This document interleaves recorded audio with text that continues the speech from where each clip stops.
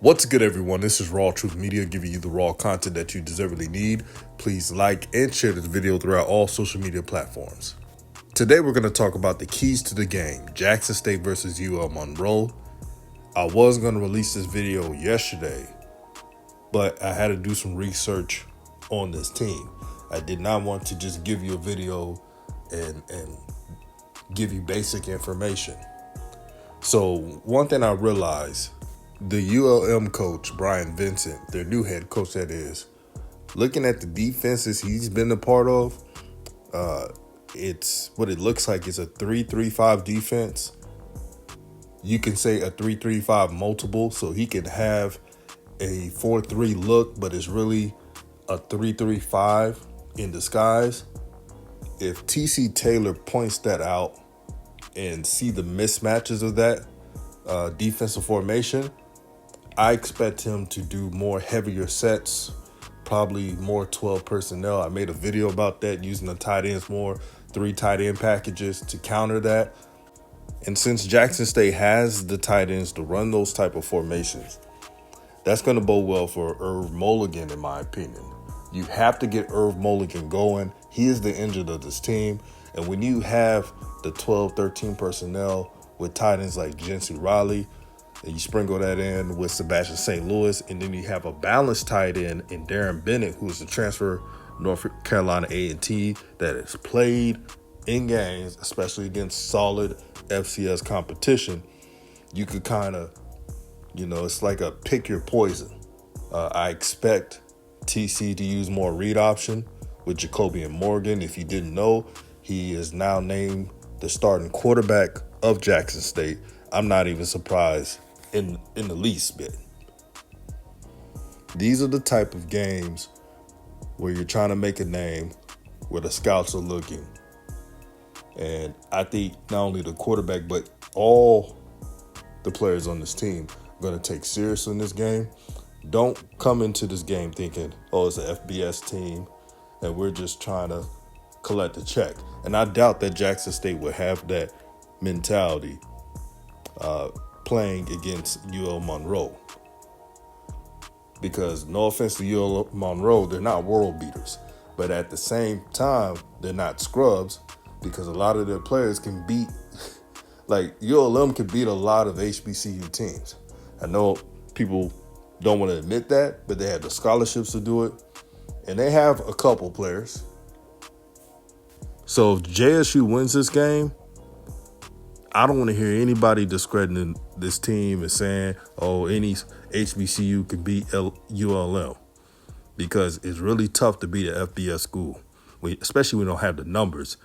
And then not just the players and scholarships, but coaching numbers. Man, these FBS schools have ample amounts of coaches that FCS schools in general do not have, unless you're a FCS school like a Montana or North Dakota State, where you have state funds given to your school that no other small school has the opportunity to have. But let me digress. Another key for Jackson State, Fabian McCray and the wide receivers must have a big game against UL Monroe. UL Monroe, it's no secret what they're trying to do. They're trying to stop the run. They know that Irv Mulligan is the star of this team due to a production standpoint, even though Jacobian Morgan has what I believe a high upside. They're going to do everything in their power to stop Irv Mulligan. So this is your opportunity, the receivers of Jackson State. Do the best you can to get open. And besides that, I know how these big games are. Sometimes receivers, when they catch the ball, they're thinking about going and trying to score, and then it leads to drops. Focus on your assignment. Make sure you're a good security blanket, quote unquote, for Jacobian Morgan. Now, you want to know why I mentioned Fabian McCray. It's because ULM has one star player on their team, especially on defense, named Carlin Vigors. He is a 6'2", 200-plus pound cornerback. He's somewhat of a pro prospect. Matter of fact, he's on the recent Senior Bowl watch list. So that tells you that scouts are going to watch him throughout the season. And if you're Fabian McCray, and not just him, Kobe, Paul, Giannis Fortnelli, any of the wide receivers at JSU, if you want an opportunity to stand out, this is the game. Because there's not many opportunities left after it. Just keeping it real. And they understand that.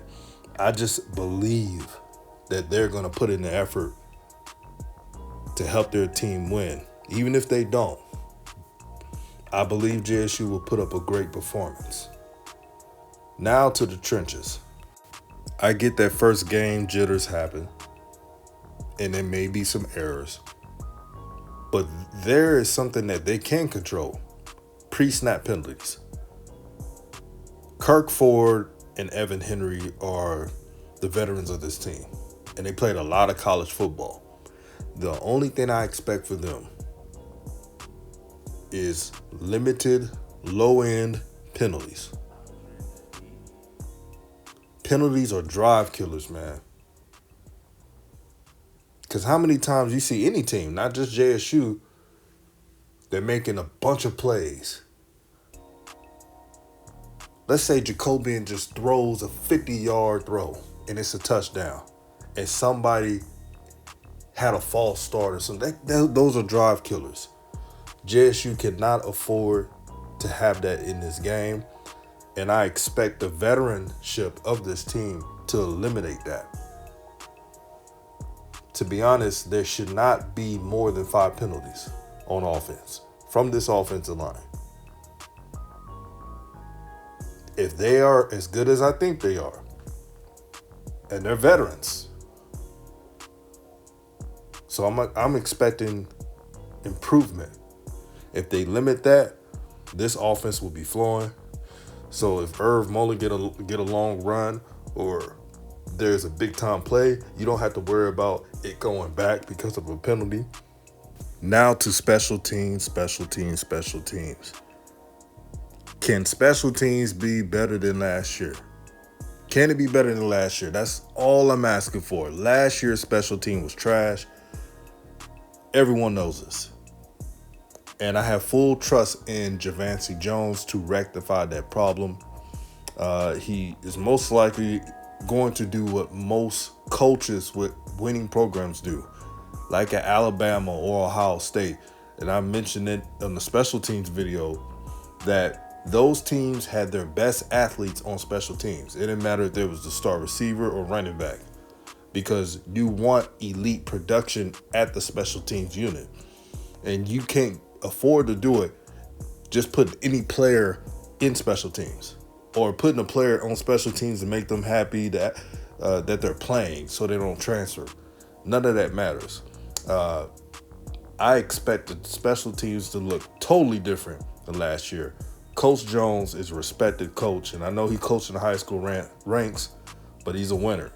And that winning mentality will be enforced in the special teams unit. Now to defense of JSU. Since ULM is pretty much of unknown with their roster, there are some things I do know about ULM and their coach in his past stop when he was the offensive coordinator of New Mexico. New Mexico ran what I've seen them in games last year on TV. It's like a spread option.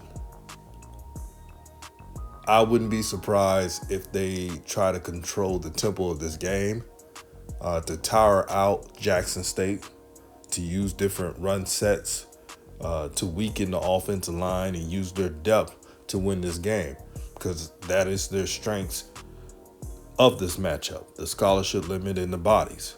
They're going to be doing that. And their quarterback, I know he has a weird name, General Booty, pause. Yeah, that's the quarterback. I'm familiar with this quarterback because he played on my favorite FBS team, the Oklahoma Sooners. I remember watching General on the Oklahoma spring game of 2023. And what I saw, and I had to go back to that because he didn't play for OU spring game this year. But what I saw was a game manager. You know those game managers who occasionally may run here and there. This is why Jackson State defense has to be alert. Linebackers of JSU, you can't just assume he's a pocket passer. You got to have your P's and Q's alert for 4 quarters. Because if you have light coverage and there's nobody there to check to see if he's going to escape the pocket, he will gash one on you. Now, he's not super fast or anything, but he's a jack of all trades quarterback that happens to be a game manager. And sometimes people think that game managers don't amount to anything and that they're just, they can't win them the big game.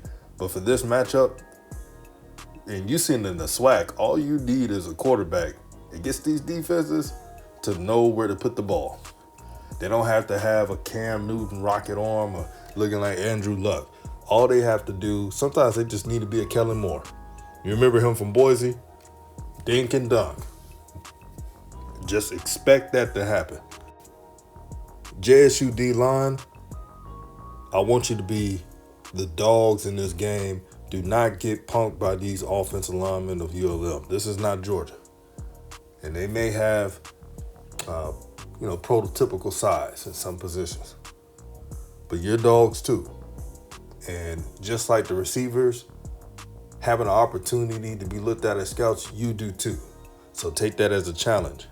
I'm excited to see the DB tandem of Asias Guthrie and Alcorn State transfer DB, Robert McDaniel. When I tell you this is no fly zone, I want you to come right back to this video after the game and tell me how that tandem looks, because they will stand out. That's my word. You're talking about 2 long-rangey DBs who can hit with the best of them and cover with anybody. No matter if it's small receivers or tall receivers at 6'4", 6'5", these 2 DBs are dogs. And if all the other DBs can rise to their level, it increases the chances of JSU winning. In conclusion, if JSU limits the turnovers, play sound football, this will be a win. And a historic win, because when is the last time a SWAC team beat a FBS team? Don't worry, I'll wait. So if they accomplish this, no one can take that away from them. I can't wait for this matchup. Let me know what you think. This is RawTruth Media, and I'm out.